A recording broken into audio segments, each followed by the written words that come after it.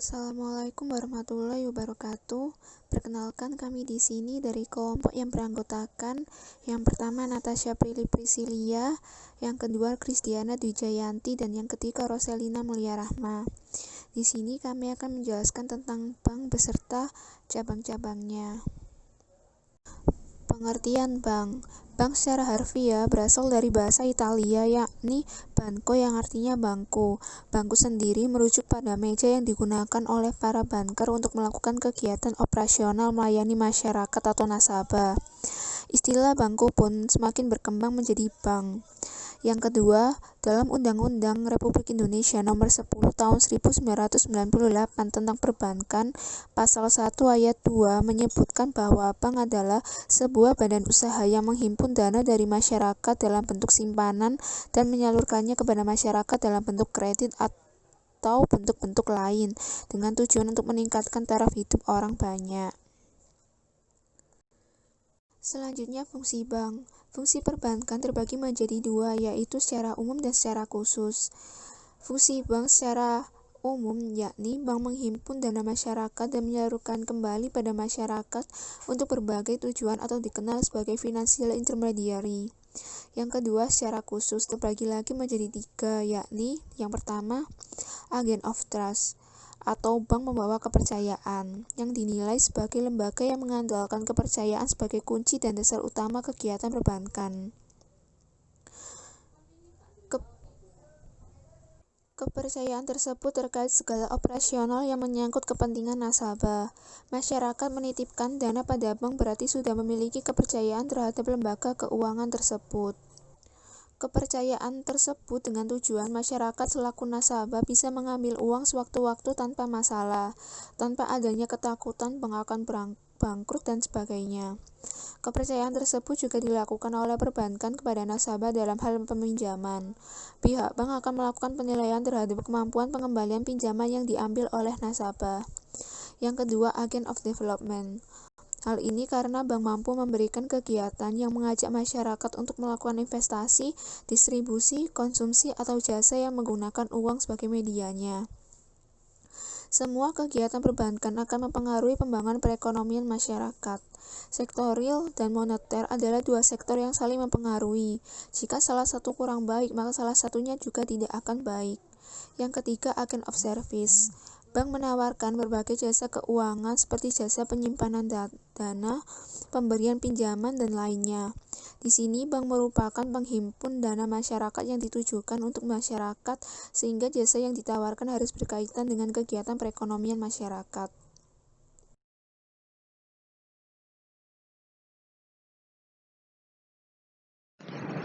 Jika dilihat dari segi status, bank ada dua. Yang pertama yaitu bank devisa.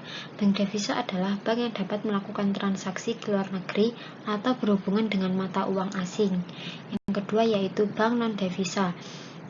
Bank non-devisa belum mendapat izin seperti bank devisa, sehingga tidak dapat melaksanakan transaksi yang berhubungan dengan luar negeri. Jika dilihat dari segi status, bank ada dua. Yang pertama yaitu bank devisa. Bank devisa adalah bank yang dapat melakukan transaksi ke luar negeri atau berhubungan dengan mata uang asing. Yang kedua yaitu bank non-devisa. Bank non-devisa belum mendapat izin seperti bank devisa, sehingga tidak dapat melaksanakan transaksi yang berhubungan dengan luar negeri. Dilihat dari segi cara menentukan harga, bank dibedakan menjadi dua. Yang pertama yaitu bank yang berdasarkan prinsip konvensional, dan yang kedua, bank yang berdasarkan prinsip syariah. Selanjutnya yaitu bank umum. Bank umum merupakan bank yang melaksanakan usaha secara konvensional atau berdasarkan syariah dalam pelayanan transaksinya. Fungsi bank umum yaitu menghimpun dana masyarakat dalam bentuk giro, deposito berjangka, sertifikasi deposito, dan tabungan. Yang kedua yaitu memberikan kredit kepada masyarakat. Selanjutnya ada bank sentral. Seperti yang ketahui bahwa bank sentral di negara Indonesia adalah Bank Indonesia atau BI. Menurut Undang-Undang Nomor 23 Tahun 1999, tentang Bank Indonesia merupakan lembaga negara yang independen, bebas dari campur tangan pemerintah atau pihak-pihak lainnya, kecuali untuk hal-hal yang diatur dalam undang-undang. Fungsi utama bank sentral yaitu sebagai bank dari pemerintah dan sebagai bank umum sekaligus untuk mencapai dan memelihara kestabilan rupiah. Nah, selanjutnya yaitu tugas bank sentral. Yang pertama, menetapkan dan melaksanakan kebijakan moneter. Yang kedua, mengatur dan menjaga sistem pembayaran. Yang ketiga, mengatur dan mengawasi bank. Yang keempat, penyedia dana terakhir bagi bank umum dalam bentuk bantuan likuiditas bagi Bank Indonesia. Produk yang ditawarkan. Yang pertama, kredit. Bank dapat meminjamkan kredit baik kepada individu maupun lembaga. Karena beresiko tinggi, bank memiliki beberapa prinsip yang harus dipenuhi ketika memberikan kredit, yaitu yang pertama, memiliki karakter yang bertanggung jawab dengan cara mewawancarai demi mendapatkan dan mempelajari latar belakang nasabah yang lebih jelas. Yang kedua, menganalisis apakah nasabah di masa yang akan datang mampu membayar kreditnya. Yang ketiga, melihat laporan keuangan dari usaha yang dikelola oleh nasabah dan menganalisis apakah nasabah tersebut layak mendapatkan kredit. Yang keempat, bank melihat kesehatan dari nasabah tersebut. Yang kelima, bank memperhatikan kondisi ekonomi suatu negara atau daerah yang ditempati nasabah dalam menjalankan usahanya. Layanan yang ditawarkan. Layanan yang ditawarkan. Yang pertama, tabungan atau simpanan. Bank menyediakan simpanan baik berupa uang maupun barang berharga lainnya untuk menyimpan aset dengan lebih aman dan terjamin.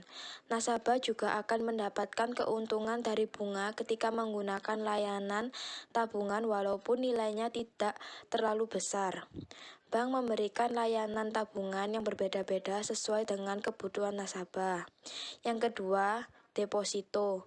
Layanan simpanan seperti tabungan, namun memiliki perbedaan dalam jangka waktu.